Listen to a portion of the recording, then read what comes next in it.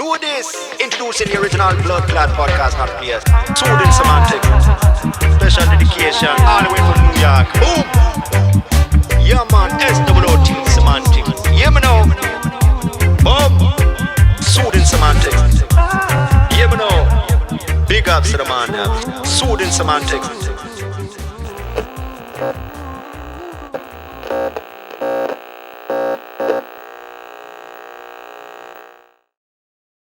Welcome to another episode of the Soothing Semantics podcast. I'm your host, Rafi Pinsky. Make sure to subscribe, like, share, and leave your comments. Today, I have a guest that I've been looking at having on for quite some time. His name is Brad Lea. Thank you for coming, brother. Man, thanks for having me. Absolutely. So Brad Lea is the host of the Dropping Bombs podcast. He owns a company called Lightspeed VT, which has been around for about 22 years now. He started in 2000. Then he has two books, The Hard Way, and you have another book. Just one. I thought you had two. It says that in bios a lot because I authored this thing called the Real Deal Lease Presentation, which is actually a training program. But a lot of people say he authored that. So people imagine that it's a book because I authored it. But it was actually a training program that rolled out across the United States to a lot of car dealerships. Okay. Because I've never seen it. I've never seen you talk about it. Yeah, it's not a book. Okay, interesting. Okay, so you grew up in Oregon. What was that like when you were younger? Because I read up that you were in foster care for a short time. Yeah, I mean, I don't really remember it, but I spent a month in a foster home with my brothers and sisters getting ready to get shipped out. My mom and dad had gotten a divorce. I was only about 1.5 or 2, so I don't really remember it at all. So it kind of doesn't count, but it's technically true. But my dad, his grandmother or his mother, my grandmother, she was Latino. She was Spanish. Her name was Sally, or they called her Sally, but her name was Celestina Jaramillo. So she had, real Latin background, which they're very family oriented. So she basically told my dad, if you don't go get those kids, your ass is grass, essentially, with me. And so my dad, thankfully, had enough respect for his mom to do what she said. So that's what it was. So he listened because of his mom. Well, yeah, my grandma told him, you better go get your damn kids because he wasn't coming to get us. That's why we were there for a month. Why was he not looking to get you guys? Well, because him and my mom were getting a divorce, I would imagine. They're not rich by any stretch. He's out of there probably. I don't even know why they got divorced, but he's out of there. And me putting myself in his shoes, I would be like, I'm not dealing with all these kids. There was like 1, 2, 3, 4, 5 of us. One was just born and there was 4 of us. So my mom, he left us with my mom, and my mom, she's like always been kind of low income, type of living situation. So she probably couldn't afford us. So she gave us to a foster home to adopt out. I mean, you're pretty expensive. You were probably still smoking cigars at that age. No, not at that age. But I'm sure, but we were still mouths to feed. And dude, trust me, there was no money in the family. So like it was probably tough bringing up that many kids. And my mom was now single, they're divorced. She's got no job or money, I would assume. And now, she's got 5 kids to feed. So she kept the baby because obviously she still had a little leave from milk in the old mammary for that one. And the rest of us got shipped off to a foster home. Now, again, I don't remember this, but we were there for maybe, 2-3 weeks or a month because like my dad and mom were fighting. And my dad was basically saying, fucking let him get adopted. I can't afford him either. He also drank a lot from what I read. Is that accurate? Not really. No. I mean, again, he drank a lot. Yes. But I don't want anyone thinking he was like a bumbling alcoholic, because he wasn't, but he was a functioning guy that liked to party. Now, again, if that's an alcoholic, a lot of people would call it that, but I don't like calling it that because he wasn't like a loser. He wasn't like a bumbling idiot, but he did drink a lot. He liked to drink. He liked to have fun. Right. But dude, back then, I don't remember. I was like 1.5. He may not have been that way, but growing up with him, because as the story goes, he finally got told by my grandma, you get your ass over there and get your kids or you're dead. So he came and got us 4 from the foster home, and we all went and lived with him. Well, by the time we got with him, he had another wife. And again, like, how did that happen in a month? I don't know. I was 1.5, bro. All I know is when I went to live with my dad and he took us out of the foster home, we went to his house, there was a lady there named Becky. Well, I didn't realize that lady, Becky, was never, ever going to go away. In other words, she raised us from then on. And then we saw our mom once in a while, but my dad came and that was that. So that's the story of being a foster kid. Interesting. Yeah, I have no recollection myself. Once I was, however old I was, 1.5 years old, I went to live with my grandmother. A couple of my uncles, they were young at the time. And that's all I recall. It's interesting. I have no idea who the family was. I didn't even know till I was in my early teens. Yeah. My grandmother. I thought my grandmother was my mom until I was, 9 years old. So, okay. So in terms of Oregon though, so you grew up with your dad. I mean, you had your parents were divorced. So how did that kind of happen? You spent some time with either one of them? How did what happen? Meaning your parents were divorced, right? So your dad went back to get you from what you explained. Well, he didn't go back. They're still divorced. He went to the foster home to pick us up. No, I understand that, but I'm saying, who had major custody? My dad. Dad he had picked custody. us up and we lived with him for the rest of our lives. And your mom was never in the picture? Never, ever again did we ever live with our mom. And we saw her once in a while, maybe once or twice a year max. Wow. See, I also never met my parents. Yeah. Well, I know them. I mean, I met her. We'd go visit her, but not very often. It was mainly growing up with my dad. Now, again, remember, my dad had Becky, which was my stepmom.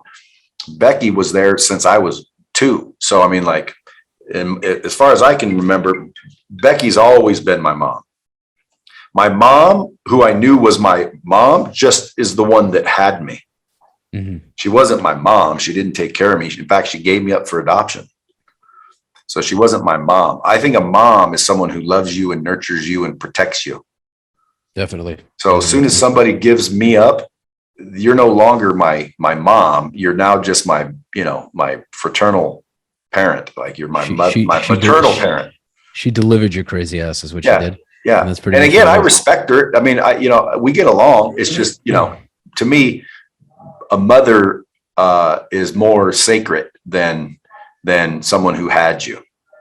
I completely agree. That's how I look at my grandmother. So kind of fast forwarding a little bit, what was it like growing up in Oregon in your teens? Did you get into any kind of crazy trouble? What of share with me? We're all ears here. Dude, I was a crazy kid, and I was a crazy teenager. I used to do all kinds of crazy shit. Like I'd get in and I wouldn't get in any trouble. I stayed out of it, but I was getting into trouble. I just wasn't getting caught for all the trouble. Like, dude, I used to do some crazy shit. Like sometimes I'd go into a grocery store, allegedly. I don't know the statute of limitations, so I got to. No, I think it's way past. I don't really care. I'm still saying allegedly. So allegedly, I would go into stores and shoplift mass quantities of items on a regular basis. I would go to the mall and find receipts on the ground, allegedly, and then take the receipt, the paper receipt, into the store, and then find the item on the shelf and go get my money back for it. I'd go into stores looking for a special kind of a film, Polaroid film, and I'd hide the kind that I needed. So when I said I need to exchange this, they'd say, grab the kind you need. And I say, well, you're out. And then they go, oh, I'll just give you back your money. So I was just always like, it's crazy because I'm Did anyone teach you this shit or you just came up with it? I learned it on my own, dude. It was survival. We were left alone a lot. All right, say I'm sorry for stealing. For stealing. And you will never do it again. All right, but I'm still telling your dad. No, wait, please. But the reason why it's weird now is because, dude, they say people can't change or people don't change. And let me tell you something, that's 100% bullshit. People can change and people do change. And more importantly, if you want more than you got now, you're going to have to change. So don't listen to people don't change. Leopards don't change their spots. Well, we ain't leopards. Okay. We can change and we need to change. But I changed since then. But back then, dude, I was a little bit of a hoodlum. I'd go in and I'd get what I needed to get, right? I wasn't harming people. I wasn't violent. I wasn't, ripping people off. It was always, I would like to say, for lack of better words, more of a scam. Well, I mean, if you are shoplifting, you're definitely harming the owners of the store. But like, there were no owners. There were no owners. There were shareholders. They were big places. Yeah, either way, whatever. Yeah, that's always the thing. It's like, they're so big anyway. They don't notice my 12 Snickers and my. Oh, dude, they've been fucking people for years. and let me tell you something else, dude. There's a lot of people that are stealing still from those stores, and they're still doing big business. So theft was a part of their business model. At the end of the day, you asked me how I was a kid. I was a little rambunctious. I was running around thinking I was cool. I was, stealing shit, shoplifting, but nothing crazy. Like I didn't rob banks. You never got. I never got caught. Well, I mean, I did get caught a couple times, but I never got in trouble. I did get in trouble once for being accused of stealing a DVD player out of an RV factory where I worked. And I went and got a public defender and told the public defender literally everything to say in court. And he said, "I'm stupid. I'm going to get in trouble." And when the court was over, the jury found me not guilty. Interesting. That's fucking great. Even though I was guilty. But hey, we shouldn't even be putting this out on the internet. No, I'm joking. I mean, I remember that video you posted about opinions. And dude, listen, one thing you're never going to have to get from me. Always people, when they want to interview me, they say, anything you don't want to talk about? Look, if I'm ashamed of who I've been, I've already made amends for it. Let me say that again. If I've ever been ashamed of who I've been, I've already made amends for it. Like I wasn't some sort of, mistake and then just left it there. You always got to go handle your business. If you've been a bad person or you've screwed people over or you've stolen or you've done all that shit, you got to go make amends for it the second you're wise enough to realize it was wrong. You see what I'm saying? Or care that it was wrong, because I knew it was wrong when I was doing it, but I didn't care. Now, you get to a certain age, you start to grow up and you start to care. And coincidentally, when I turned 18 years old, bro, I never stole anything again. Why? Dude, I'm telling you, people don't believe me when I say it, but it's the truth. I was smart enough to know as a kid that I couldn't get in much trouble, even if I got caught. And when I turned 18, dude, I would go to jail. And now I can get in trouble for doing it. And I would get in trouble for doing it. So I stopped doing it. So literally, the only reason I was doing it is because I knew that there were very light consequences. And for me, the risk was worth the reward. That's so interesting. Yeah, but so it's not necessarily about the fact that you felt it was wrong. It's that the punishment wasn't bad enough. 100%. And when I turned 18, I knew, dude, punishment is serious now. And I stopped, never did it again. But still, I mean, I thought about it and I wish I would have, and I would have if the risk would have been and the reward would have been there. In other words, I changed. Like I used to have been the type of dude that would shoplift. Now, dude, I'm telling you, I've walked out of a store. I did it the other day. I walked out of a store with like a $400 lighter in my pocket. That's theirs. And again, I mean, like I love this lighter, right? I have two of them. So what kind of lighter is $400? Where'd you get a $400 lighter? It's called a DuPont. It's a cigar lighter.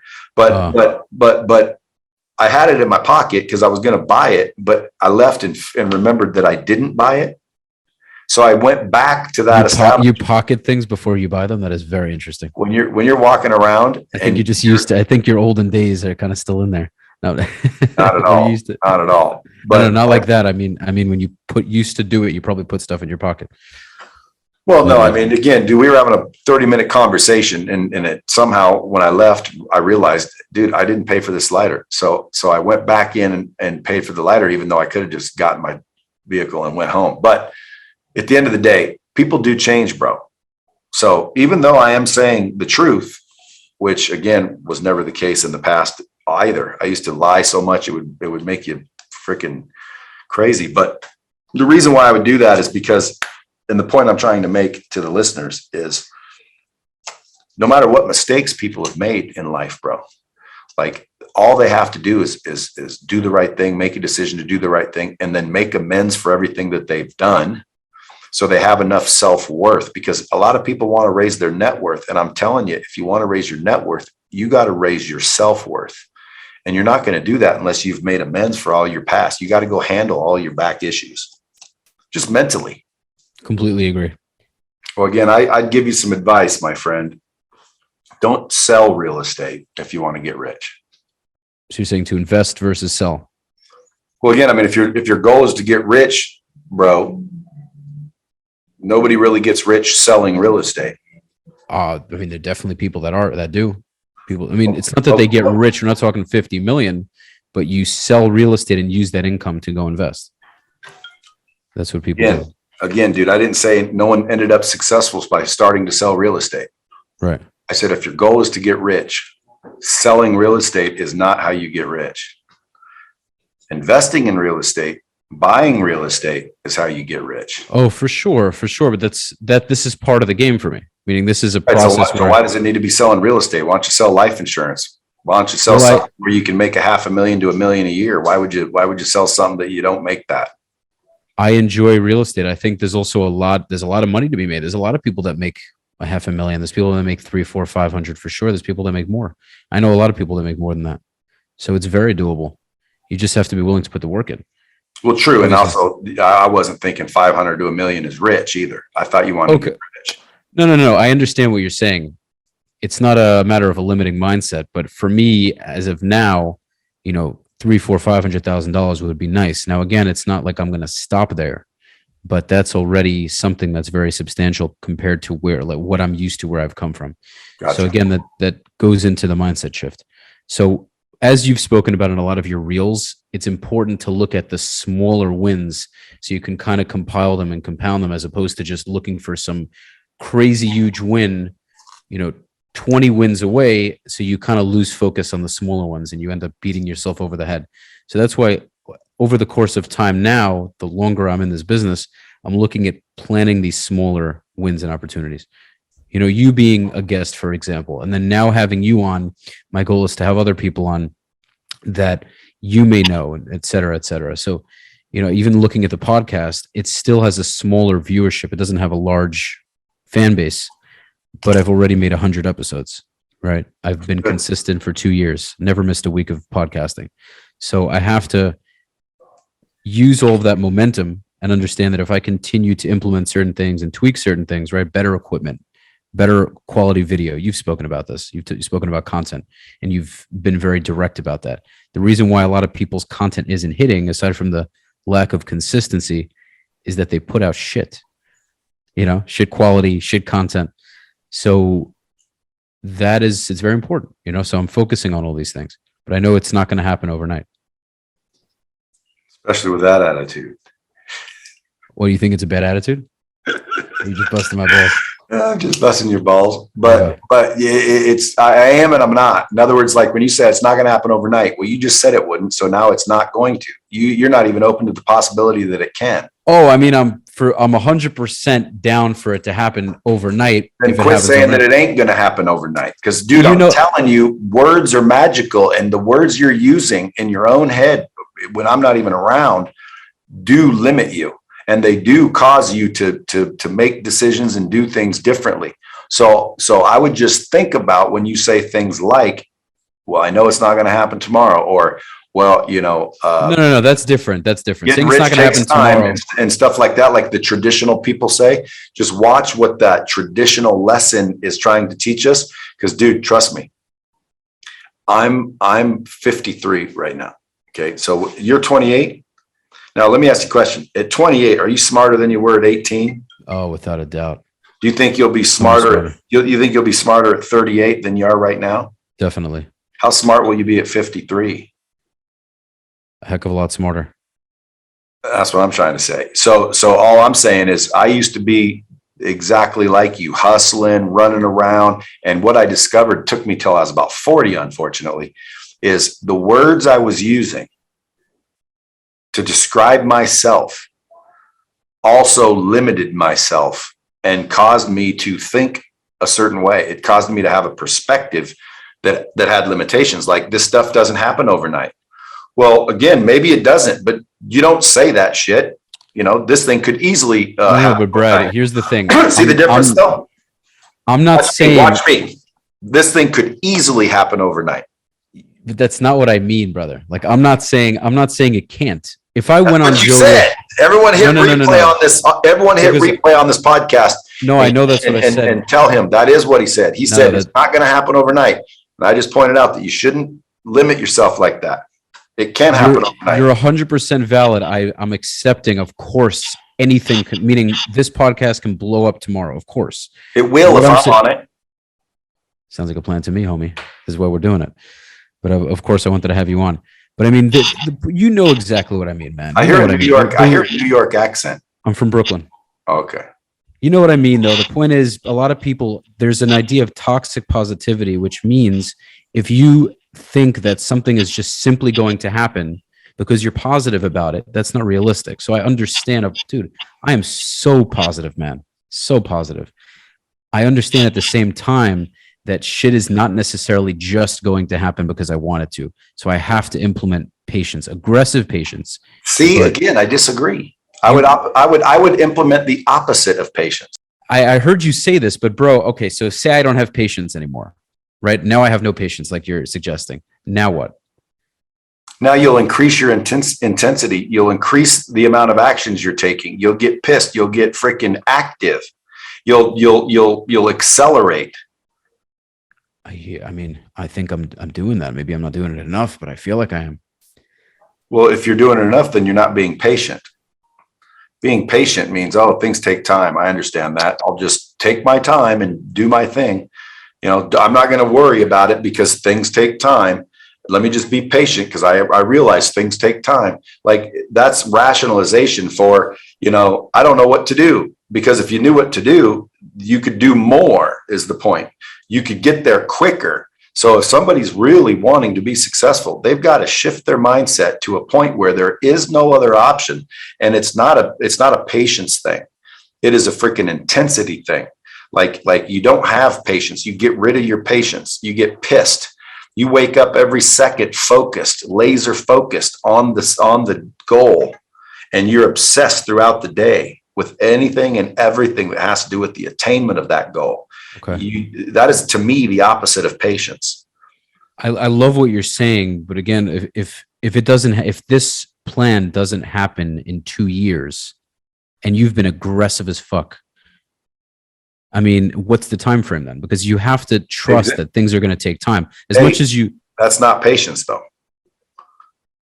Patience is semantics. Patience is semantics. It's not semantics, dude. It's words, and words are magical. Okay. Words have. I'm listening. Okay. Words have meaning, dude. Like it's not semantics doesn't mean that. Semantics is like you're playing games with it. No. Words have meaning. Do you agree or disagree? I very much disagree. But the funny thing is, words don't have meaning. I agree with you. I just wonder. It's like I get what you mean. You mean like go and be insanely aggressive and don't expect that things will just happen. But at the same time, like shit doesn't necessarily. I want $1 million today, right now. Let me ask you a question. Can I ask you a question? Do you think it's possible to get $1 million today, right now? Oh, of course it's possible. Then why are you on the thing with me?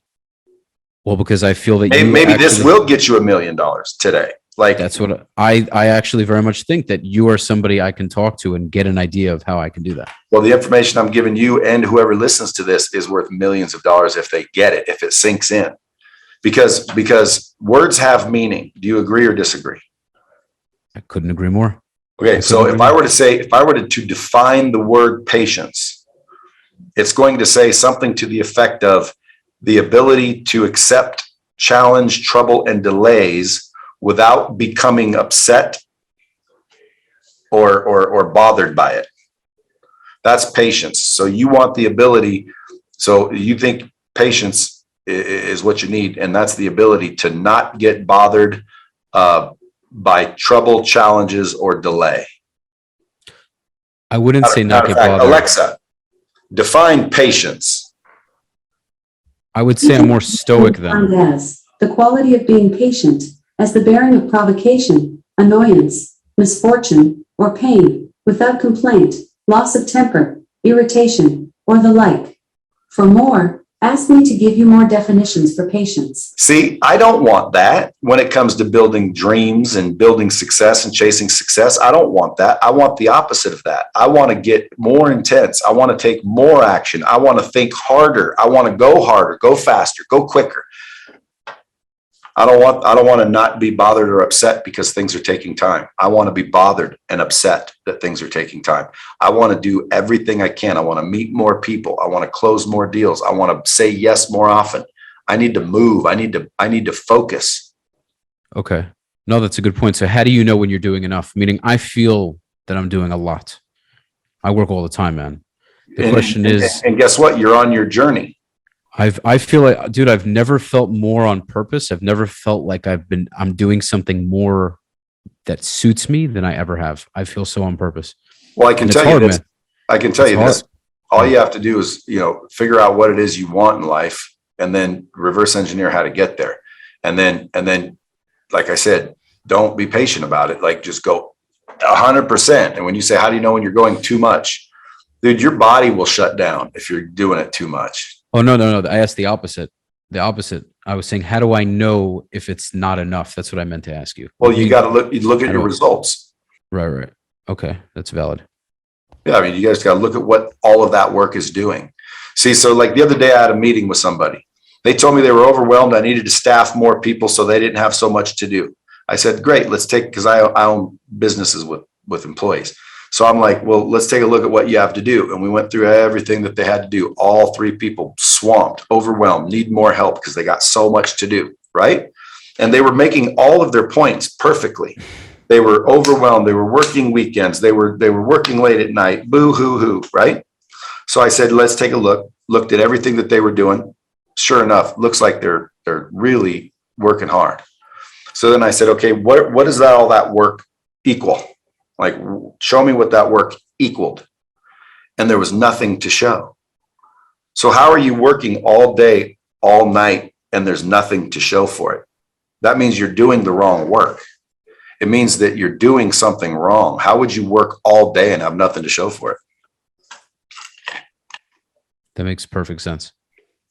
So I guess it's also understanding, it's a self-understanding of realizing that even if you're putting in a full day's work, if you're not getting the results, it means absolutely shit. So you have to be able to. No, it means you got to go back to the drawing board, bro, and figure out what else you need to do because you're not doing something right.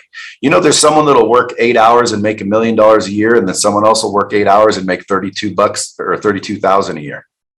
They're both working 8 hours. What's the difference? One of them is actually doing the right thing. One's doing something different. Right? They know something different. They know someone else. They know something that this person doesn't know. So if this person said, I want what that person has, well, then all you have to figure out is what is that person doing? Because if you can figure out what that person's doing, you do the same thing 9 times out of 10, you'll get the same thing. So like you love real estate. You could be like, dude, I know a guy that makes 500,000. Let's say you want to make 500,000. Go pay that guy $5,000 and say, write down everything you do every single day from morning to night. What do you do? And teach me.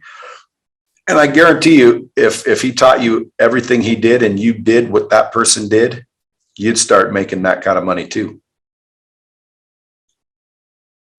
Yeah, that's valid. In real estate also, there's the idea of accumulating clients, in any sales business. Yeah. But yeah, it'll happen eventually, 100%. Like a salesman asks for referrals, one salesman doesn't. This salesman's making $150,000 a year. This salesman's making 80. Why is that person making twice as much? He's not doing nothing major. He's not any better. There's nothing big difference. The difference is this person did one thing, asked every customer for a referral. This one didn't, just one thing, doubled his income. How many one things are we not doing? Yeah, there's a lot of things to consider for sure. So you didn't know this was going to be a freaking psychological coaching call. Bring it on, baby. Bring it on. The reason I bring this up on podcasts and stuff is because, dude, like there's a lot of hardworking individuals out there. They're good people. They're just going nowhere. They're like on a treadmill and they're proud and they're walking around and they're excited because they think they're going somewhere. And in reality, they're sitting on a treadmill and they have been for years. And what's crazy is they're mentally excited about it. Like they don't realize, dude, you're not doing the right shit. And then they'll hear about a course or someone who can help them. They'll be like, they're just trying to get my money. And they literally stay there with blinders on their whole life. And I just want to wake those people up. I want to make anyone realize that, anyone that's out there willing to work and bust their ass, like they will put in the work, then they've got what it takes to be massively successful. They just need to figure out what work to do. That's the difference. Like I can show the average person how to make $300,000 to $500,000 a year selling life insurance. You have to get your license, which takes a minute, but not big. That's not a big deal. You get your license. I train you. I show you exactly how to make $300,000 to $500,000 a year. Now, if somebody's out there digging ditches, working, 80 hours a week at $22 an hour, barely can feed their family at $2. Why would they go bust their ass like that all day long rather than just jump over here and make $500,000? Why would they do that? There's only one answer. Mindset. Okay. They don't believe they're going to go over here and make $500,000. So they continue to stay and do what they're doing. Why? Because they don't believe. They don't believe. They don't believe their limitations, their doubt, their self-doubt, their pessimism, their he's trying to scam me. Oh, that's not possible. Oh, well, I'm not a very good salesperson. Or, oh, there must be a catch. They're not even open-minded enough to say, well, wait a minute, are there other people doing it? Because if there's other people doing it, then you can do it. And that's what I want people to understand. If there's other people doing it, well, then you can do it too. We're not talking about freaking, playing for the LA Lakers. There's only, 32 people playing for that team or however many that's on a team. Okay. That's it. Okay. And not only that, you have to be at a certain level of talent and skill to play for the Lakers, right? That makes sense. But to get rich, you don't have to play for the Lakers to get rich. There's people getting rich in MLM companies. There's people getting rich in life insurance. There's people getting rich in real estate. There's people getting rich in freaking broadcasting. There's people getting rich in podcasting. There's people getting rich on social media. There's so many ways to get rich. It's ridiculous. So when I say, hey, you want to be rich? Someone says, yeah, I want to be rich. And I say, okay, number one, what does rich look like? Okay. Because if you don't know what it looks like, how are you tearing after it? So figure out what it is success looks like. Get specific about what success looks like to you, because success to me might not be success to you and vice versa. So I don't want to know what your idea of success is. I don't want to know what my mom's idea of success is. I don't want to know what my friend's idea of success is, because if I go out and get what they think success is and I'm not happy, who's at fault? You. Because I listened to everybody else. I worried about everybody else's opinion. Start worrying about your own opinion. Go take some time and figure out what you want, what you think. Silence all the outside noise that gets us to change the way we actually think. You shouldn't wear that shirt. Why? Well, it's a little bit crazy. You're going to get too much attention, or you're going to make us look foolish. Well, who's thinking like that? You don't have to share what your wife tells you. I think it's a pretty normal shirt, Brad. I know, but people that think like that, dude, they are automatically valuing other people's opinions to a point where it dictates what they wear and don't wear, in your opinion. Oh, for sure. But your opinion doesn't matter. Like if I think I look good in a shirt, dude, I don't give a rat's fucking 100% what Rafi Pinsky fucking thinks. I'm going to walk out like a fucking pimp. Dude, check this shit out. And dude, I don't really care. I used to, when I was young, pop my collars on my polo shirts. My collars were up. Well, the other day I had a polo shirt on. The collar accidentally came up, and I looked in the mirror and I remembered being young with my collar up. And then I put my collar down, and somebody said something like, dude, leave it up. It looks cool.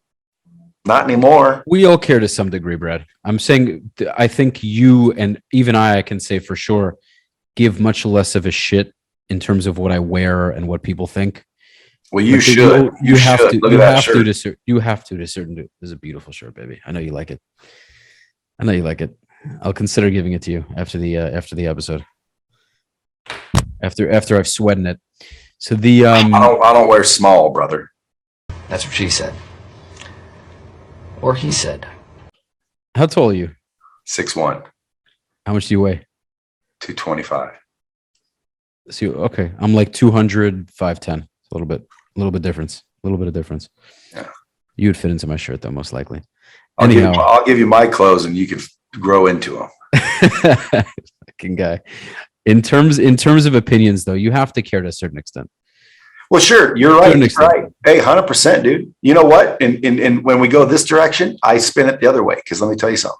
You've said this yourself, and I very much. You have to. There's a balance of it where I think it's much healthier to give much less of a shit. If you were to put it into a 100% kind of thing, I would say it's probably good.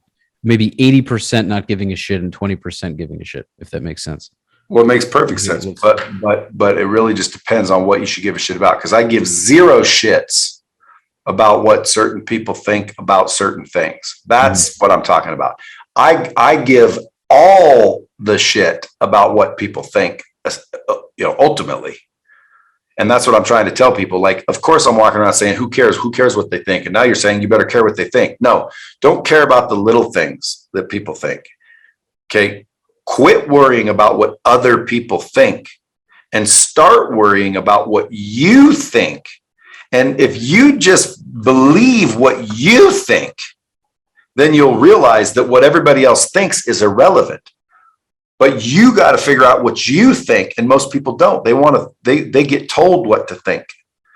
They get convinced what to think. They get persuaded what to think. They don't just ask themselves what they think and then stick to what they think and validate what they think and quit doubting what they think.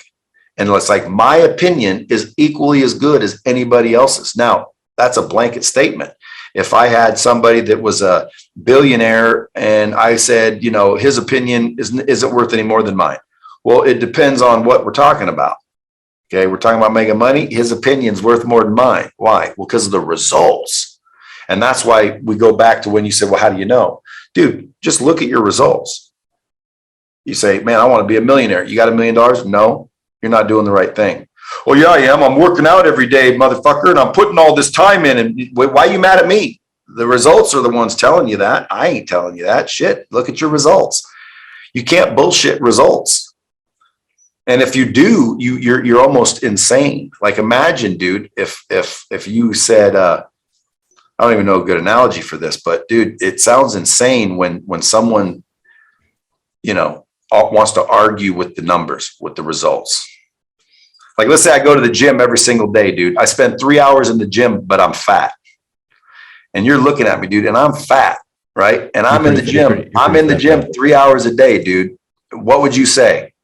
I'd say you said 3 hours a day? I'd say you're fucking eating like an animal, because obviously whatever you're doing in the gym is not working. That's what I would say. Yeah. That's my point.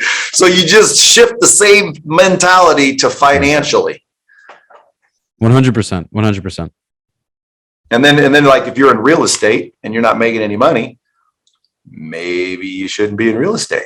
Like, maybe you should switch. Like, it doesn't have to be real estate. Here's the thing, Brad. Here's a good example. You want to talk about analogies. In the gym, you can talk about being patient. You can say fuck patience, but the body's not going to happen overnight. It's just not, whether you like it or not. It does happen overnight. Matter of fact, it happens in real time. It's just all the results don't happen overnight. When you go to work out, brother, it's happening while you're working out. That's okay. So we don't disagree then. My point is that you can you can't win a technical battle with me, bro. I love to debate. Well, let's do it. I'll do it all day. Okay, keep going. You're making progress overnight. You're making progress overnight, but you're not going to have if you're fat, if you weigh 330 pounds, you're not going to lose 80 pounds tomorrow. Okay. So okay, I hear you. And you made your point. But now let me ask you a question. Go ahead. If you did one sit up every day for a year, are you going to have abs? A sit up a day? No, probably not. Okay. How long would it take? Well, you have to have a plan for it. Have some patience, dude. Abs take time. So just keep doing one every day. I think that's such a no, dude. It's the same shit. I'm telling you, don't do one, dude. You're doing it wrong. Do 100 and do them 5 times a day. And that amount of time you will get abs will collapse, which means that isn't patience. That's increase what you're doing. So if you're using the gym as far as validating patience, because abs don't come overnight, number one, abs do come overnight. They're just fractional, and it takes a long of nights to see visually a big difference, but it happens overnight. You tear down your muscle while you're working out. Overnight is when it repairs. And so it's slightly repairing every day. Okay, I hear what you're saying, but I'm saying it's not happening. You are not going from no abs to abs in one evening, is what I'm saying. Correct. Yes, so that's all. But you're also not going to do it by doing one sit-up. No one's arguing that. Well, maybe some people argue. I'm sure as hell not arguing. I'd love to hear the people argue. We should do an episode 2 where we bring back There's a lot of people who fucking think this. Most people do. So dude, I'll debate any of them. Patience is not something that you should be using as a crutch to do what you're doing. You should not as a crutch what you're doing, or you should increase what you're doing. So we can use a different word than patience and just say be as aggressive as you possibly can and understand that it may take some time. Yeah, I would agree with that. Because the reality is it may take some time. Whether you say I would agree. I would agree with that, but that's not patience. Okay, fine, fair enough. I think definition. When I look at patience personally, I don't look at it as a crutch. I don't, because I'm a very aggressive person in terms of what I do. When do you wake up in the morning? When do I wake up in the morning? 6, sometimes a little earlier, but 6. When do you go to bed? Usually 10:30. So if I told you, Raphael, I'll guarantee you $500,000 a year if you start getting up at 4:30 to start your day, just 1.5 hours earlier every day, and you'd be at 500 grand. Would you do it? Of course I'd do it. Why don't you? I mean, there's a hell of a lot of people that wake up later than me that are making now you're rationalizing. The question was, why don't you? And why don't you? Oh, I don't know. I figured that this time frame could still work. I'm still up very early, so I figured it would work. If I know, that's more rationalizing. I'll wake up 4:30 if that would actually do it. Sure. See, now right there. Now watch, dude. We're getting somewhere. So you don't believe getting up at 4:30 is going to help you make 500,000, correct? No, I wouldn't. I don't say that. I'm not saying you just said if you thought it would, you actually would. But since you don't, you don't. I guess I don't have proof that it would. So you don't believe. You don't believe that it would. You need proof. Or some more. If I had some kind. If you came to me right now. If you had belief. To me, I hear you. If you came to me right now and said, waking up 4:30 as opposed to 6 would help you become wealthier because of reasons A, B, C, and D, I'm all ears. But if it's like, just wake up an hour and a half earlier, I'm telling you, that's just not, you know what I mean? So I've woken up, I was in the army, man. I woke up fucking at all hours, 2 o'clock, 3 o'clock, 4 o'clock, 8 o'clock. Look where that got you. It did a lot for me, honestly. It did a lot for me. See, dude, you're wishy-washy. You can't decide whether getting up earlier is better or not. No, but that wasn't my choice. They don't give you an option.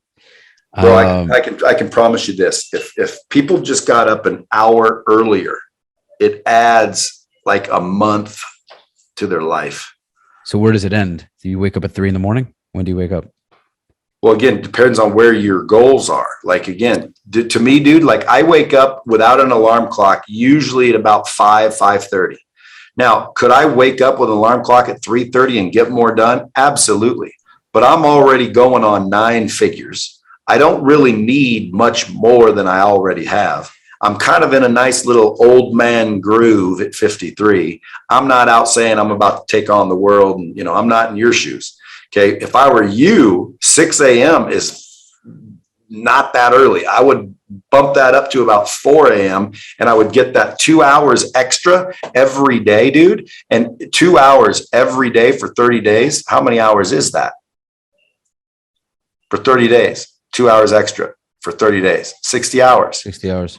Okay. So 60 hours, how many hours in a day? 24. So that's almost what?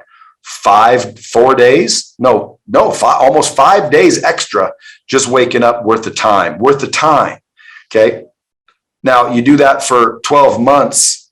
It's 60 days. It's 2 months more of time you could have invested in achieving that goal How long did you wake up at 4? How long have you gotten up at 4 o'clock for? I don't wake up at 4 o'clock. I wake up about 5:30. Sometimes I wake up at 4 and I get up, but I don't use alarm clocks. Was there a time where you getting up 4:30 for years? Were you doing that? No, I mean, when I went in the Marine Corps for the, 9 weeks I was there, I got up pretty damn early, but I don't remember how early. Were you telling me to wake up 4:30? You weren't even doing it. Were you in the Marine? You were in the Marines? Yeah, I was in the Marines. Why did I not know that? Well, you never talk about it. When do you talk about it? I've never heard you mention it. Okay. Huh? I've never heard you mention this. Okay, but I've got over 580 episodes. If you go listen, I'm sure you will hear about me talking about it on a few of them. Okay, but either way, first off, I don't have a goal of being a billionaire, and you can think what you want. It's just not a goal of mine. If it happens, great. It's just not a focus for me. What's your goal? My goal, first and foremost, I don't have an idea of how many millions I want. What I want is I definitely want to have several $1 million. What that means is anywhere from 10 to 50. But I want to make sure that I have constant income coming in and where I'm more than financially free. Financial freedom is much more important than having a dollar amount. But I understand that that's going to mean having several millions of dollars.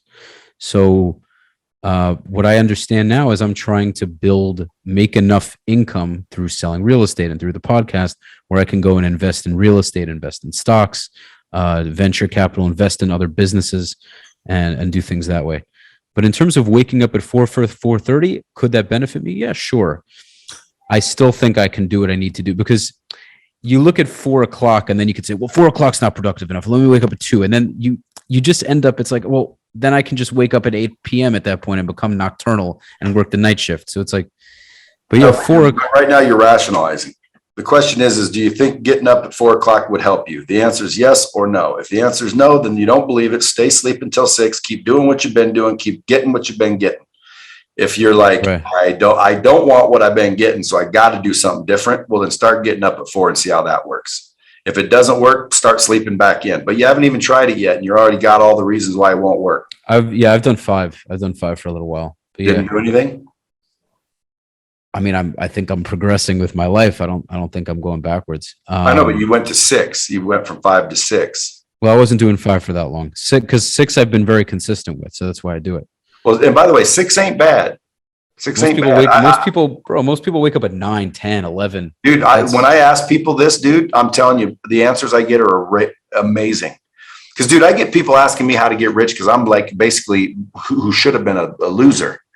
And I got rich. Well, everyone says, well, how'd you do it? How'd you do it? How'd you do it? And then I tell them, and it's so simple that they don't understand it because they're looking for something complicated. And it's not complicated. It's simple. But it's so simple, people miss it. It's the craziest thing. But like I've asked people, what tell me about your day. When do you get up in the morning? Someone goes, I get up about 8:30, 9 o'clock. And I'm like, 8:30 or 9 o'clock. And they're like, yeah. And then I say, then what do you do? And he goes, then I get up, I start getting ready for work. I go, what do you do to get ready for work?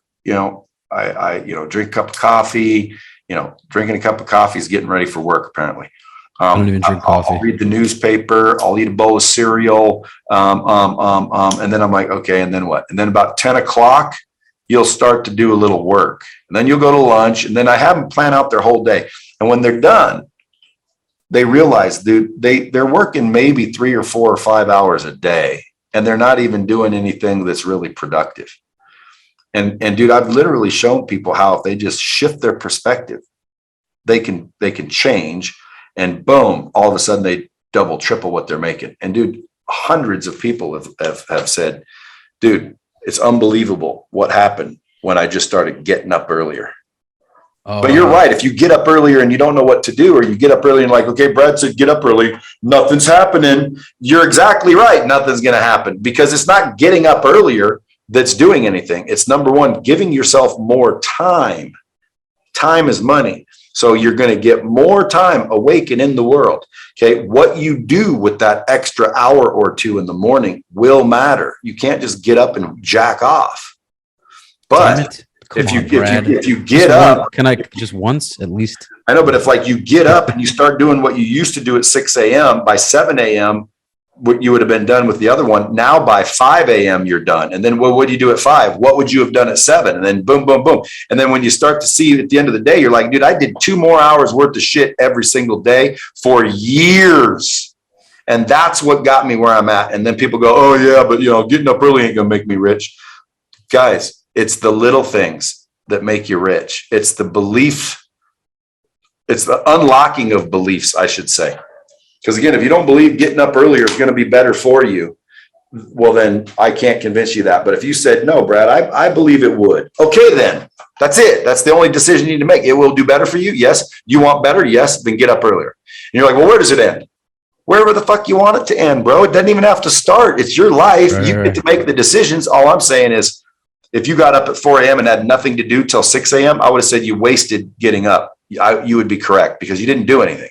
But I'm assuming if you got up at 4, you'd start doing shit quicker, faster, stronger. You'd get more done during the day, hours worth of stuff done during the day, whether it's reading a book. I know people that don't read books. Like, dude, when I wake up in the morning, I'm always reading 10 to 20 pages of a book. Okay. I'm always going to the gym. I'm always, working out. I'm always hydrating. I'm always planning. Okay. In those extra hours. And those extra hours are now not needed when I come to work. When I come to work where I normally would have had to do that, it's all done. So now I can get to work. I'm telling you, dude, it adds up. Trust me. I'm going to try it, man. I don't have an issue waking up early. I'm disciplined for it. I'm going to try it. I'm going to do it. But we'll, yeah. I wanted to just move along to an interesting, totally down a rabbit hole quickly. A couple of months ago, you posted a video. Did this actually happen with you and your wife, or was this a theoretical example when you were in the club and somebody slapped your wife's ass? Was that an example, or it actually happened? No, that was me making that didn't actually happen. That was me making a point that choices are the difference. Then if you make the right choices in life, you'll have a great life. And so one of the analogies I used is I was at a club and my wife was walking by and someone slapped her ass.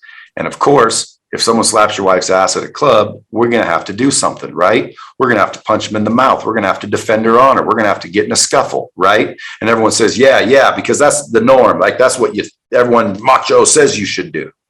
When in reality, I said, what if you punched him in the mouth, he fell down, bumped his head and killed? What if he pulled out a knife and stabbed your ass? What if he was a freaking 10th degree black belt and had 5 friends and you got beat to death right there at the club? What if you went to jail over it? Who'd be patting her ass then? You seem pretty risk averse. You seem pretty risk averse from what I hear about you, though. So it's like, yeah, but that's where that came from. And then when my team put it out there on social media, it sounded like, I'm a little bit of a puss. You sounded like such a puss, Brad. Yeah, where you can just slap my girl's ass. But trust me, that's totally what it sounded like. If someone came up and said, realistically, what would I do? If you came up and disrespected my wife, me and you are fighting, even if I get beat up, even if I go to jail. I don't want to go. Then why'd you say that though? Because it doesn't make it right just because I would do it. But you didn't say that. You made it sound correct, like because you made it sound like you would not have done it. That's correct, dude, because I'm trying to make a point that you don't have to do it. And by the way, if you go look at it again, I didn't say what I did at all. It was inferred. I said what could have happened. I didn't say whether I hit the guy or whether I moved on.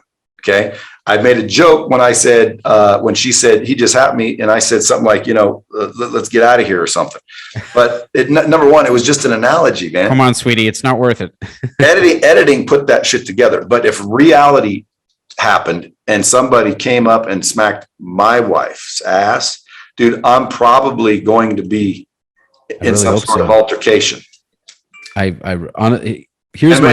just said probably, and let me take that back. Dude, you disrespect me or my wife in that way, in public or private or in any way, shape, or form, barring ridiculous circumstances, we would be fighting. But it would be nice if you would have said that in the video. No. Everyone, that only would have validated all the macho alphas. But you're claiming to be one, so you're either on the other side. I'm not claiming to be any of those things. Well, you're good. You're good with words, man. You're very articulate. I'm not claiming to be any of those things. You're trying to be passive, but you got to choose either one. No, I'm telling you that the right decision is fucking going to be based in the particular scenario that you're in.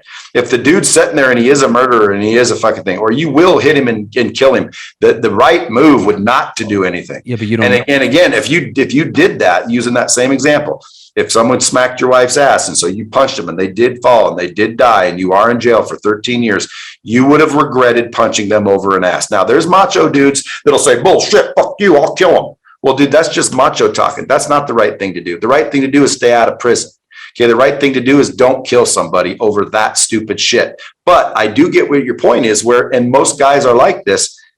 Most guys will do something if you did that. And I think you should. I think you should get punched if you're smacking people's asses. So I'm on both sides of the fence. But in that particular video, I was at a speech and I was making a particular point. And the point was valid. Whether I do the same shit or not, it's a valid point. Like I can tell you, for example, don't blow your money. Well, wait a minute, Brad, you've blown your money. So fucking what? It doesn't make it wrong just because I've screwed up. The point is, don't blow your money. Well, wait a minute, you blow your money. Dude, I can still give good advice. Right, but I think humans are very, in terms of, for instance, there were two commanders there were several commanders. My specific commander in my class, and everything was in Hebrew, so I sometimes I have difficulty translating it. I had 10 guys per commander. Okay, my commander, whenever he told us to do something, he did it himself. There was another commander who used to tell us to do shit, and he wouldn't do it himself. So I think when people they give people shit when they give a certain advice and they don't do it. So I think the reason I listen to you so much is because you seem to be a person who does what you say. But in terms of the ass slapping, it seemed from what I heard and from I think what most people heard that you felt it was a bad idea. Now I get you. The logical thing to do is probably not to get into physical altercation because anything can happen. Then again, your wife may leave you or never want to sit on you because you were not willing to defend her and protect her. I'd rather spend 2 months in jail. Honestly, if I knew my wife that I love would never have respect for me again because I didn't defend her. But in the event that I did punch the guy in the face and hurt him badly and cracked his head open, that I have to sit in for a little bit, but I know that she loves me, even though she might not have been happy that I did it, but she is happy I did it. I'd rather deal with that shit and know that when I get out of the cell, she will ride my dick for 10 years straight. So, but dude, the reality is, man. 2 months. Again, I would agree. 2 months is a long time, but like it's all risk reward, dude. But you never know, man. The likelihood of you killing a guy at a bar for punching him in the face, dude, very slim. Of course, you could land on a nail and all that. It's not high though. It's low, man. It's very. I agree, but you're not going to get me to disagree with what I said earlier because I still agree. You're not wrong, but if you're going to end up killing somebody or get in major trouble, it's better not to do anything. It's better to walk away. That is the better thing to do. That is the right answer. But what's funny is you wouldn't even do it. I would agree because again, but my advice would be, don't drink alcohol. My advice would be don't do drugs. My advice would be don't gamble. My advice would be don't blow money. I've done all those things. Doesn't mean me telling you not to do it isn't the right thing to tell you. What do I say? Somebody hits your wife's ass, punch that son of a bitch square in his nose. And then all of a sudden everyone goes out there, fuck yeah, and they start bunching people square in their nose and people die. Now, again, likelihood, you're right, of course, but I was making a point. Yeah, slim likelihood though. But yeah, it was making a point because again, dude, if me and the boys are out and about with our wives, and some drunk came by and fucking smacked an ass, usually, there would be a fight for sure. There are men though that were like cheering you on, bro. In the comments, you're like, yes. Why? Because they would never fucking do it. Well, because they're pussies. And they thought they loved you for it, but they loved you for it. They were like, yes, he's defending us. And I'm like, shut the dude, here's what's funny. All the fucking alpha dudes that would defend and have that kind of alpha, and I am an alpha, have that kind of alpha reaction. We're saying, fucking pussy, you don't know how to fight. That's because Brad doesn't want his ass kicked and shit like that. And then half of them were saying, yeah, fuck yeah, he's right. A lot of women were saying, fuck yeah, he's right. very few women said, if my man didn't do anything, I'd leave him. Because quite frankly, if Bro, my women wife- say shit all the if my time. wife listen to me. If my wife came up to me and said to me, Brad, you need to go to prison for 12 years to prove you love me, or we're getting divorced. That is I'd say, where do I sign? Bro, that's a crazy extreme example. That's what I was making. I was making an example. But Now, that's crazy. That's if you take both of those audiences and you say, okay, where's the tough ones and the pussies, and you put them together, that's life, bro. for sure. But also, a lot of women are agreeing with you because at the end of the day, a lot of people are agreeing with you because they don't have their own opinions. Saying a lot of women are agreeing because of the fact that they honor, respect you. They think you're good looking, you're wealthy. So you can say pickles are green and people will be like, yeah, Brad. Yeah, but pickles are green. Well, they are fucking green. I was thinking they were purple in my head.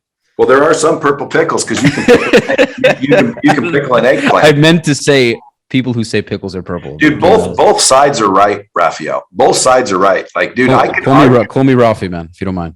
Rafi? Rafi, like Rafi. Without the L. Rafi, yeah. Dude, Rafi, I'm telling you, both sides are right. Because you're right. Yeah, if it were my son or someone in my family and they didn't do something, I'd do something for them. But your wife, if you can't protect her or you're refusing to protect her so you don't get punched in the mouth, you are a pussy. Mm-hmm. Okay? You should be able to get punched in the mouth and be willing to get punched in the mouth and beat up, for the honor of your family and your wife. All of that they are correct. But on the other hand, all the, people that were saying, yeah, you're right, they are also correct, dude, because if the extreme happened, then you would be regretful for doing it.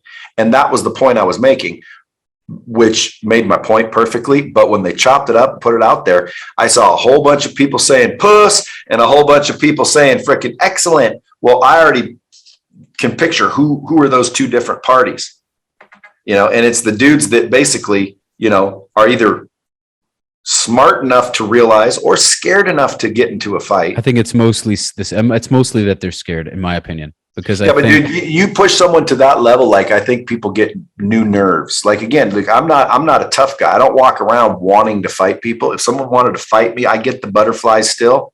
Mm-hmm. But if you came up and like grabbed my kid or smack, anything like aggressive, like this type of thing, dude, it doesn't matter how big you were. I'm going to do something about it. I'm not just going to sit there and be like, honey, we should go. Because that's totally what I thought. Yeah, man. I mean, listen, if there's 3 Russian guys in an alley and I know they have guns and I'm totally weaponless, then I'm gonna get my wife and I out of there as fast as possible because it's like my pride. It's gonna eat at my pride. Okay, now let's use that but as I'm an gonna example. get the hell out of there. Yeah, but let's use that because that's a good one, Rafi. So now they got guns. They're in the alley. I don't know if Russians. But that's if I know. That's if I know. They're bad guys in an alley, 3 guns. And they slap your wife's ass, and all they're telling you is to get out of here. Are you going to go fight them? No. But that's because I know I'm going to possibly die, and I'm not going to risk meaning if I know that my death there's probably a good 50% chance they might shoot me in the head. That's very different than some drunk dude that slaps my wife's ass. I have to make an educated decision there. True. So of course, there's risk anyhow. There's still a major risk. Anything could happen. The guy in the bar might have a knife. And what you're doing, dude, is you're making the point I was making when I made that video. I get your point, and I hear your logic. At the same time, I'm going to take that risk 9 out of 10 times.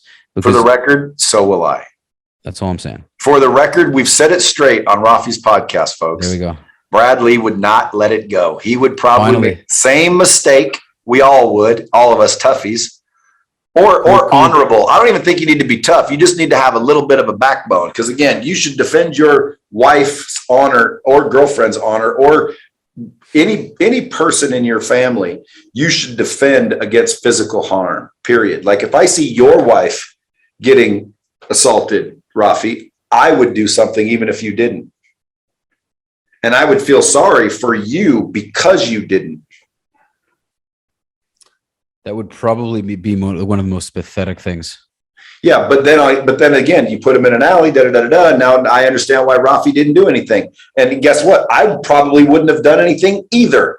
which means exactly Oh, but what it you're would saying. but it would kill me, man. I'd be thinking about it for weeks, though. I'd be like, how do I find them? How do I do something without getting arrested for it? Where do they live? I'd be bugging out about it. Dude, you know how Even then, you know what you do? You get a bucket, like a pail of gasoline.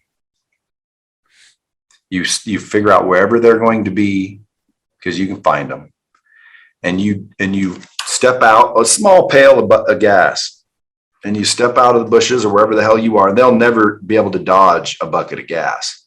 And if you got buddies that are down with you, you can get 3 buckets of gas where you're going to soak them in gas here in about 5 seconds when they walk out that door.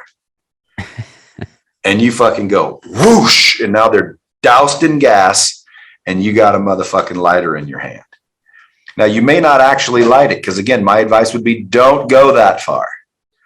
But I'm telling you, can you imagine the shitting of the pants? Yeah, the shitting of the pants, yeah. Oh, my God, dude. They would regret ever messing with you in that scenario. They would be like, oh, my God, please do not like that. I've never been in that situation in America. So like in Israel, it's different. Like in Israel, like, you know, there's law and order, but it's just definitely much more chaotic.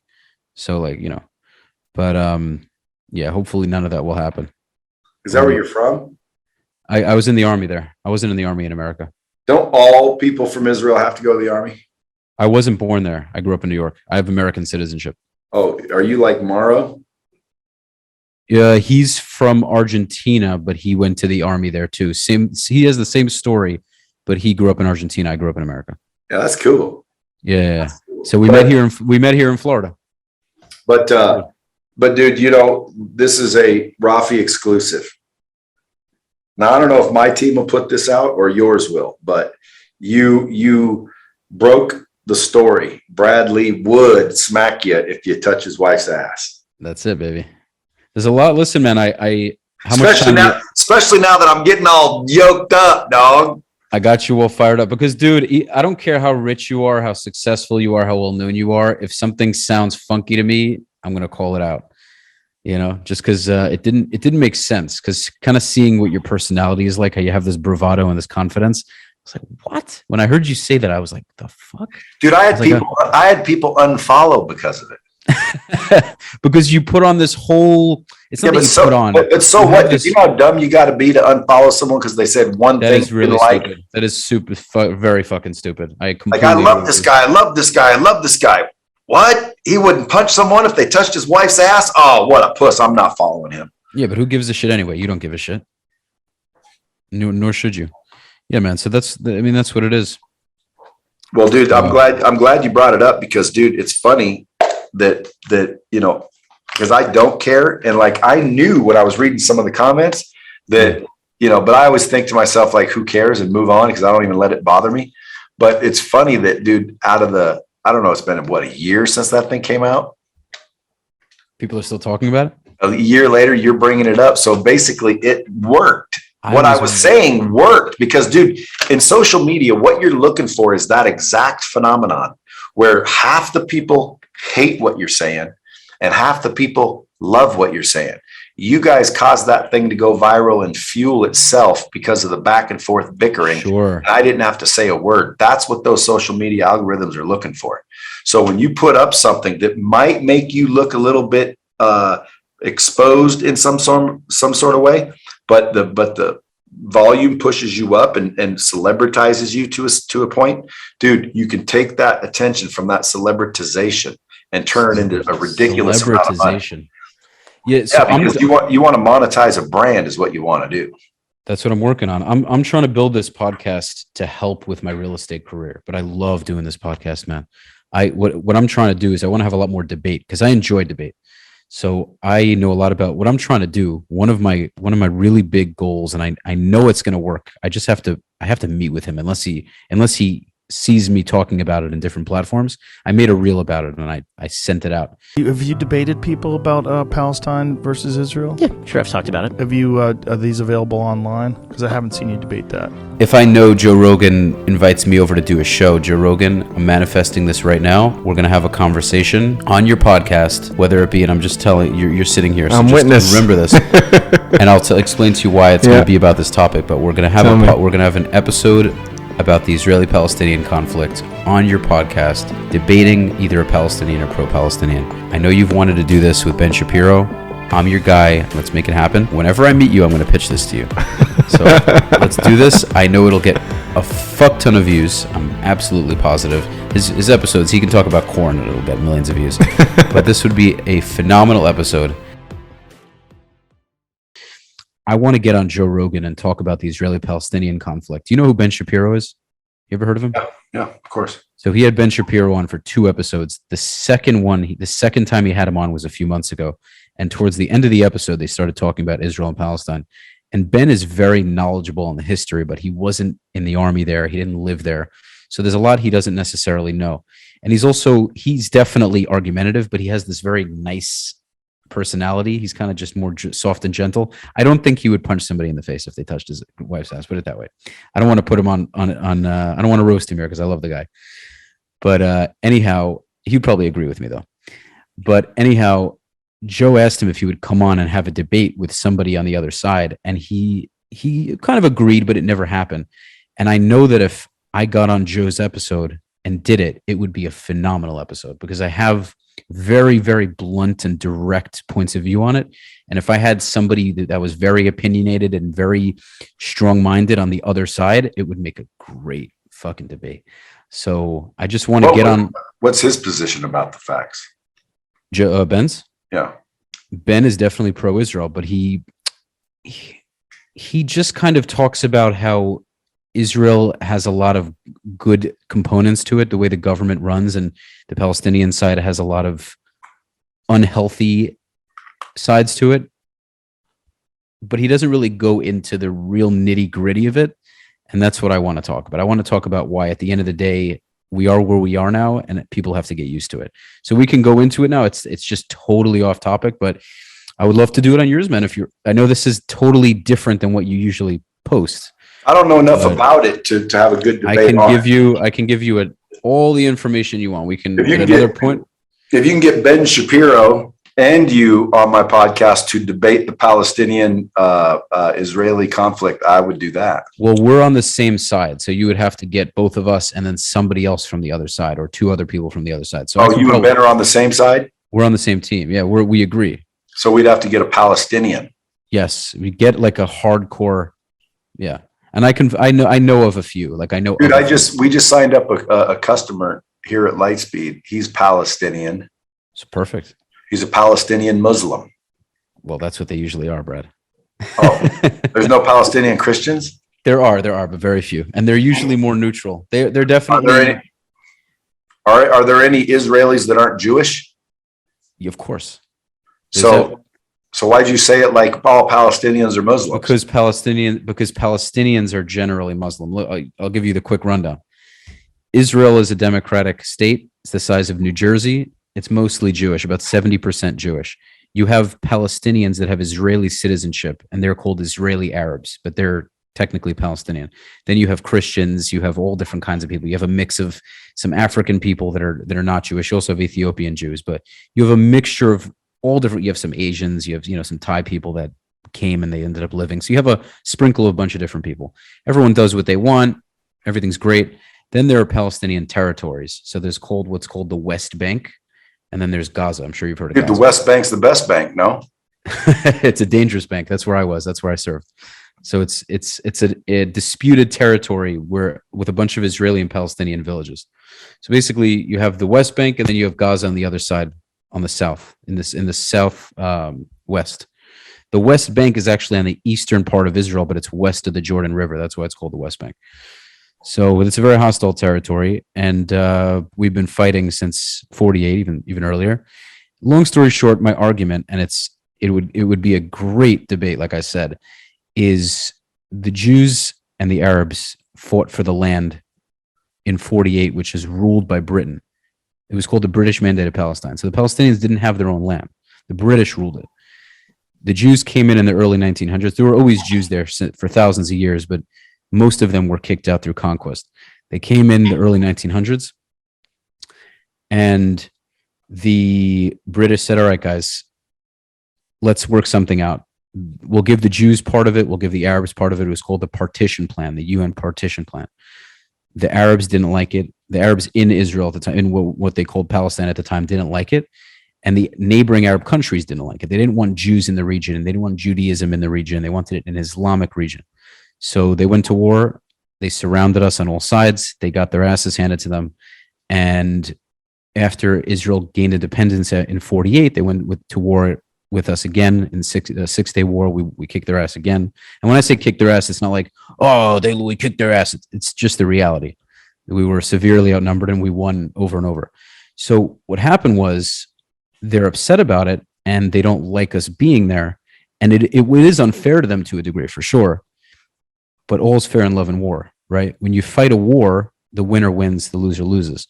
So I understand that they didn't want the Jews coming in suddenly after 2,000 years because, we were there many, many moons ago.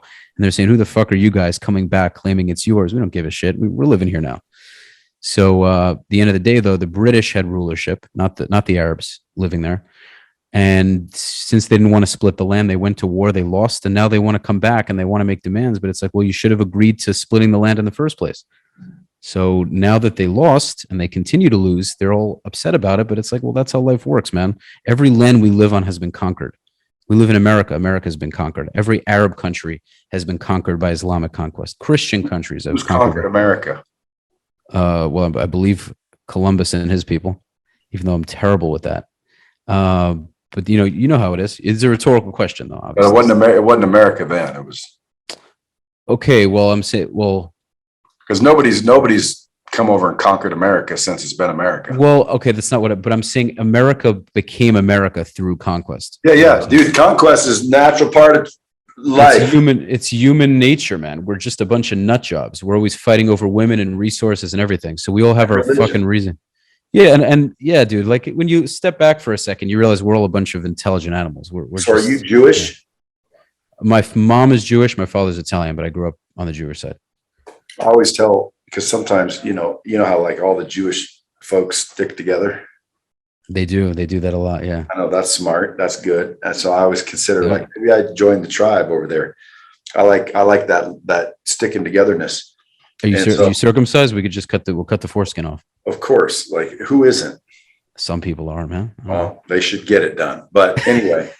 If you weren't a 52, you're up for that? I don't know, man. Fuck, I would have done it. If my parents didn't do it when I was a baby, dude, it would have been done. Trust me. I don't Why are you so adamant on circumcision? Just because it looks nasty? I wouldn't want no snail-looking dick. That's what she said. But at the end of the day, the point is I always tell people there are Jews and there are those who pray to one. It's just something funny. If I were Jewish, I would love to say to Christians when they talk, I say, look, dude, there's Jews and there's those of you that pray to one. It's pretty much what it is. Yeah, it's pretty much what it is. Yeah, they believe Jesus, that one. Because Jesus was a Jew. Yep, and his name wasn't Jesus, by the way. You know that? Yeah, of course I know that. Well, Jesus is more of an English or Latin version. It's either Yeshu or Yeshua. So that's right. Whatever. You got and that's why, and that literally means savior. So either way, yeah, it's strange, man. They pretty much consider a Jew who deviated to be God, which is a very interesting concept. But I mean, I'm not a religious person. I love being Jewish and I'm very traditional. But in terms of like all the practices, it's I don't know. It's hard to determine. What if I wanted to become Jewish? How would that work? You're just doing it for financial gain? I know you. I mean, well, aren't all Jewish? You just want to befriend some Hasidics? You'll grow the curls.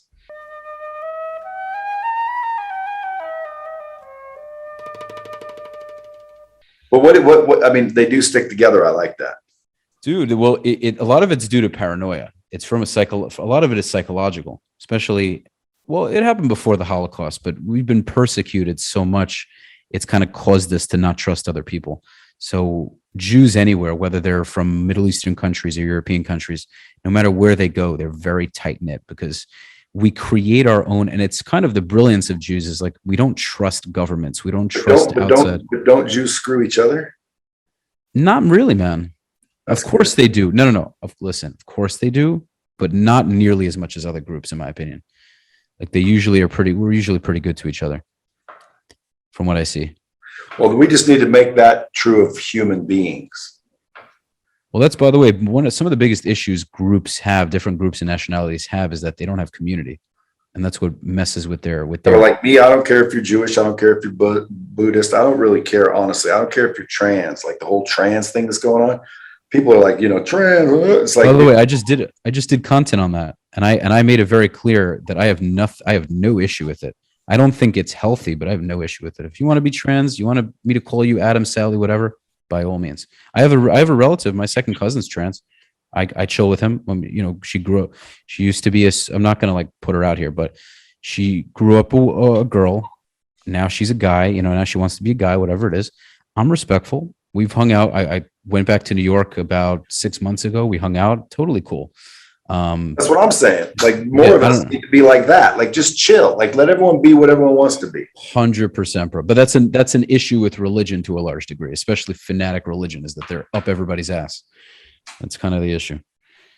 Yeah, that's why extremism in anything is bad. I think the only time extremism is good is in business, or like if you're trying to become something phenomenally. If you're going for excellence, then you have to be insanely focused. But otherwise, I think everything else needs balance. Otherwise, you become a fucking nut job. That is what I think. See, dude, you just said don't have patience when it comes to business.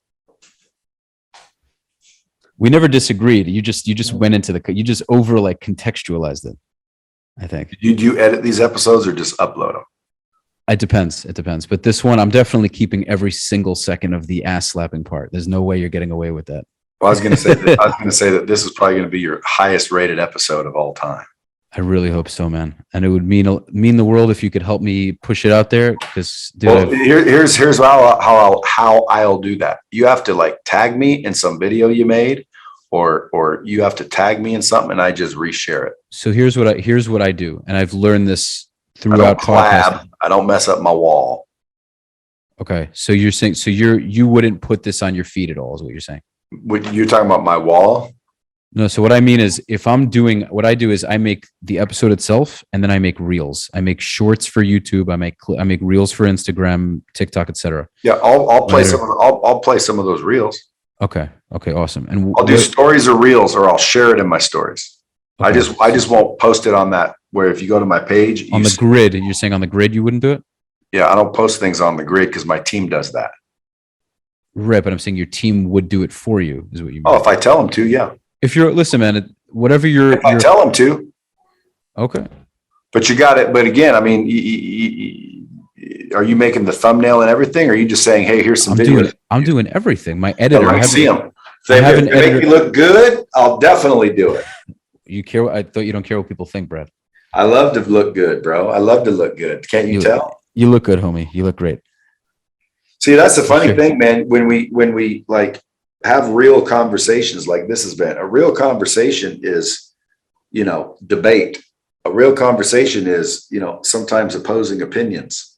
But the discussion that takes place, if you have two intelligent people, is the value of the podcast. It's the different perspectives. You know what I'm saying? You make good points with you got to punch them, but everyone that listens to this will still do the same thing on yours. You will see people that say, I agree with not punching, and then I agree with punching. By all means. Everybody has their own opinion. I'll protect their wife for them if need be. It's okay. Yeah, no. You've been in the Israeli army, dude. Say again? You've been in the Israeli army. Yes, I have. What if somebody's like a little scrawny dude that's never been in a fight in his whole life? Then he should still try to do something. I agree. He should learn. I think the truth is, even me, I've been in fights in my life. I'm not a violent person, meaning I can be violent, but I'm not naturally like you. I never start fights unless I feel I need to. The last two fights I've been in, I did throw the first punch because I felt I needed to, but it's not because I wanted to fight the person. I headbutt a waiter right after the army. It was before my friend's wedding, like a few days before the wedding, right when I got out of the army. The waiter was being an asshole. He was really drunk. I ended up headbutting him. And then there was another fight a few years before that I got into. Anybody die or go to jail? Both times I would have gotten arrested, but I got out. I got out of the area in time. Especially the headbutt story.